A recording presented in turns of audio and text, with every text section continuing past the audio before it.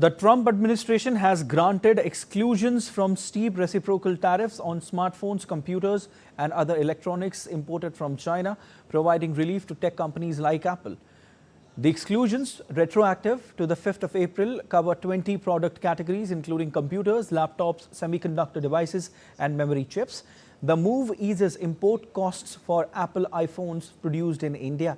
Semiconductors are also excluded from the baseline 10% tariffs on most U.S. trading partners and the added 125% levy on China. U.S. President Trump says he will have more information on semiconductors on Monday. I'll give you that answer on Monday. We'll be very specific on Monday. We're taking in a lot of money. As a country, we're taking in a lot of money.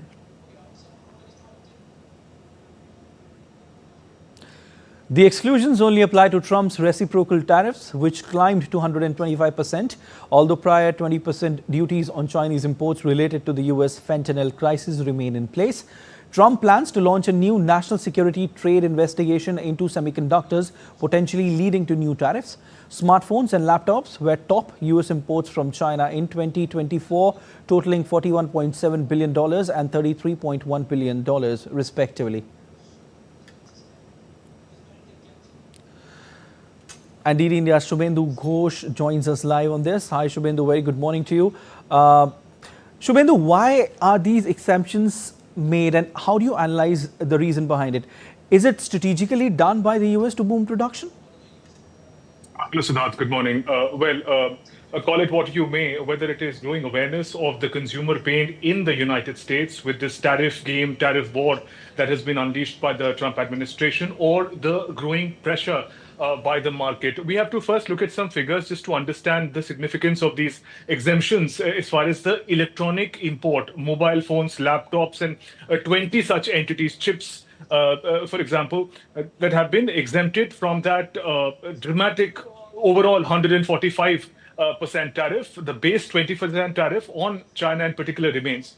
Now, mobile phones from China, which are assembled, manufactured in China, constitute the most important import by America from China.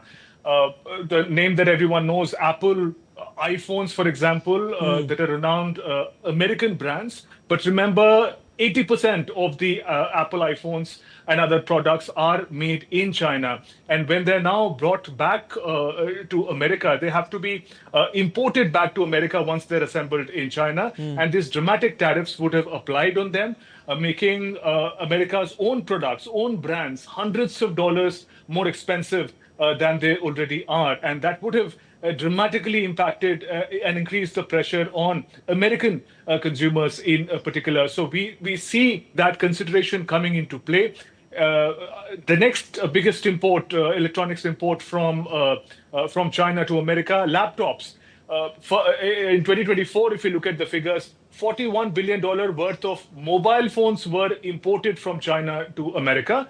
$35 billion worth of laptops, which are made in China, even if they're American brands, made and assembled in China, are imported back to America. Now, these dramatic tariffs that Trump administration is putting on China would have pinched the American consumers the most.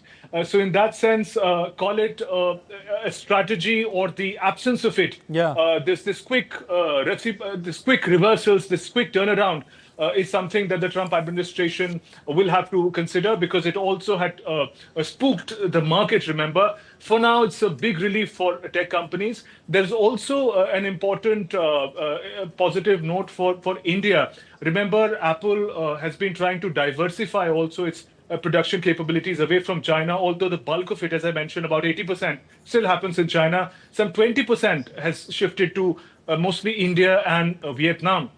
So in that sense, America also tried to, Apple just a couple of days back, tried to airlift some 1 million pieces of iPhones manufactured in America so that the pinch of the increased tariff is not felt by the American consumers. So we see this dramatic announcement of tariffs and taking them back, but consumer sentiments, consumer expectations, their pressures are now becoming visible on Trump administration with this step.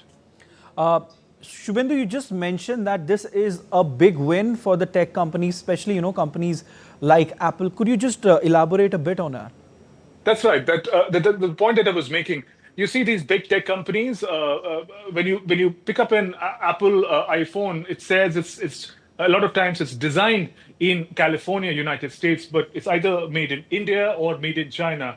Some 80% of the Apple products are still manufactured in China. Earlier, the number was even higher, but Apple has been, over a period of years, trying to diversify. India is coming up as an important manufacturer. So because the manufacturing of important tech products, whether it is NVIDIA, whether it is Apple, because of the manufacturing taking place outside of America, because the presence of large number of skilled workers at one place, even cost effective in many ways. Therefore, these big tech manufacturers like to get their products assembled and manufactured outside of America. Doing the same in America would make the products very expensive. So over the years, this was a great arrangement. But now, because there are these almost punitive taxes that are coming into play, particularly against China, the big tech companies, their own products for their own people are becoming increasingly unaffordable if those tariffs really are going to be applied. So in that sense, this relaxation of that 125% excess tariff, 20% still stays, is still going to affect the products, but 125% additional tariff would have just made possibly very, very difficult for American consumers and therefore the American big tech giants to continue their huge profit margins. Right. Thank you so much, Shubhendu. We leave it there.